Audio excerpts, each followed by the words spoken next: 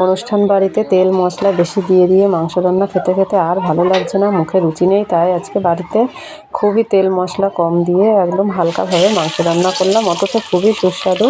তো দেখো কীভাবে রান্না করছি, তোমরাও বাড়িতে এইভাবে রান্না করো, দেখবে খেতে খুবই ভালো লাগবে। এই যে প্রথমে মাংস টাংসগুলো ভালো করে কেটে কেটে ধুয়ে নিয়েছি, ধুয়ে এই যে কড়াই বসিয়ে দিয়েছি উনুনের উপরে। আমি কিন্তু উনুনেই রান্না করি বেশিরভাগ, তাই উনুনে যে তেল দিয়ে দিয়েছি কড়াইয়ের উপরে, তেল দিয়ে তাতে এই যে দিয়ে দিয়েছি পেঁয়াজ। পেঁয়াজ ভালো করে লাল লাল করে ভাজা হয়ে গেল। এই যে এই মাংস দিয়ে দিলাম, জল ঝরানো ছিল, এই ডালার উপর ঢেলে রেখেছিলাম ধুয়ে, তাই জল ঝরে গেছে। সেই জল ঝরানো মাংস এই যে ভেজে নিচ্ছি।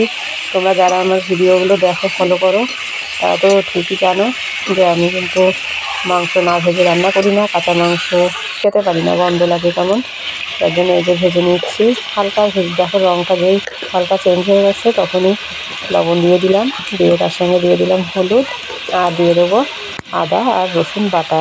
রসুন বাটাটা যদি আগে আগে না দেওয়া হয়, রসুনের কাঁচা গন্ধটা থেকে যায়, ঠিকঠাকভাবে কষানো হয় না, সেই গন্ধটাও যায় না। দেখো কতটুকু পরিমাণে দিলাম আদা রসুনের পেস্ট, আর দিয়ে দিলাম এই যে ডুমো ডুমো করে কেটে রাখা দুটো টমেটো, আর দিলাম এই যে দুটো গোটা রসুন।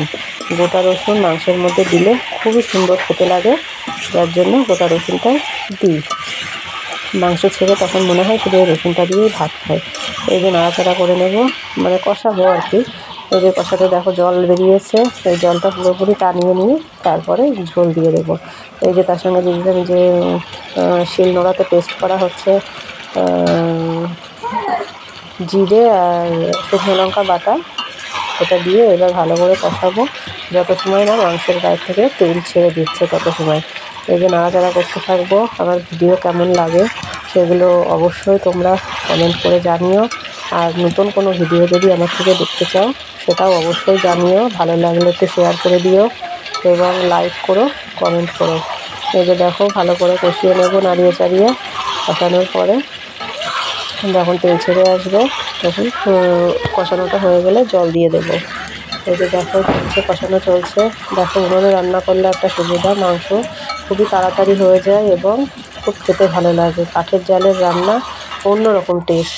দেখো এই যে মাংস কষানো হয়ে গেছে, কোনো রকম কিন্তু ফুড কালার ব্যবহার করিনি, তবুও দেখো কষানোটা এত সুন্দর হয়েছে। কালারটা দেখো, কালার দেখেই খেতে ইচ্ছা হচ্ছে।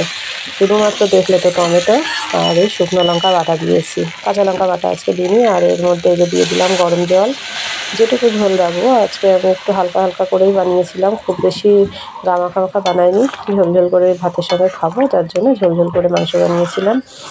এই যে যেটুকু ঝোল রাখবো সেই পরিমাণেই জল দিয়ে দিলাম, দিয়ে নেড়ে চেড়ে এবার এটা ঢাকা চাপা দিয়ে রাখবো।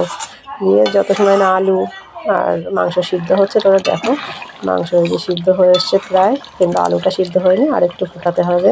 আলু চেক করে দেখছি, দেখো আলুটা এখন একটু শক্ত আছে মনে হচ্ছে, আবার ঢেকে রাখবো। দেখো কি ফুটছে, উনুনের জাল জ্বলছে, আর মাংস এরকম টকবক করে ফুটলে তবেই তো মাংসের স্বাদটা দ্বিগুণ হয়ে যায়। গ্যাসে রান্না করলে কিন্তু ওইভাবে ফোটে না। এই যে মাংস রান্না হয়ে গেছে, দেখলে তো কত কম মশলায় তেলে এত সুন্দর মাংস হয়ে গেল। টাটা।